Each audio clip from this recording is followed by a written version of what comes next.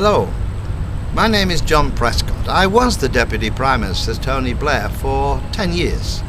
I was over in America a few weeks ago and I listened with great interest to the controversial debate about health now taking place in America. But I was appalled to hear a British parliamentarian, Mr. Daniel Hannan, giving you a misrepresentation of the National Health Service here in Britain. I was staggered by that. It is a controversial issue, but I'm bound to say I'm sitting here on the House of Commons terrace in this wonderful House of Commons that had this debate over 60 years ago. It was a political, a social and a moral issue. Did you provide health universally, or did you leave it to the market and by payment? They made the decision here in 1947 to provide it treatment based upon need and not your ability to pay.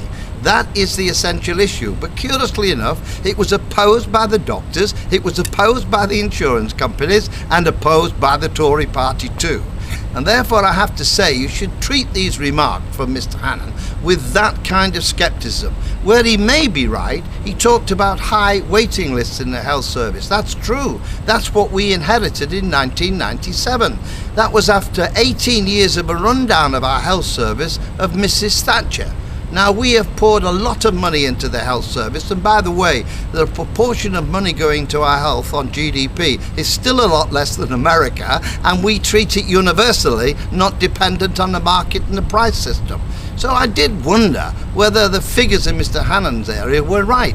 So I asked the library in the House of Commons to give me some figures. We all accept in Britain that the library is pretty impartial. And they have said that, look in Mr. Hannan's area in the southeast, that the amounts of mortality, deaths on 100,000 people in 10 years between 1997 and 2007 has gone down 25%, deaths from cancer down by 16%, heart disease by 25%, stroke by 42%, and life expectancy's gone up extra 7 years. Now that's one kind of good record in his constituency. And I was in there last night and they were appalled that he was saying nobody would want to wish a health service. He should have told them that when he got elected. But in reality, we're proud of our health service. Over 90% of people think it's a very good service. But to my mind, it's based on any civilized society that the treatment of medical need should be based upon your need and not your ability to pay. We had that argument 60 odd years ago, and the people in this country in Britain would never change it. That's the reality of the difference between a universally provided health system, which is working, and the one where the market provides, which depends on whether you can afford to pay for it. So I hope in America you have a good debate, and I'm sure you will. It is a decision for the American people, but do not base it on the misrepresentation that Mr. Hannan's been giving you to feed the forces of the right in America. You've got the same battle, it's the same moral issue. I wish you well in the debate.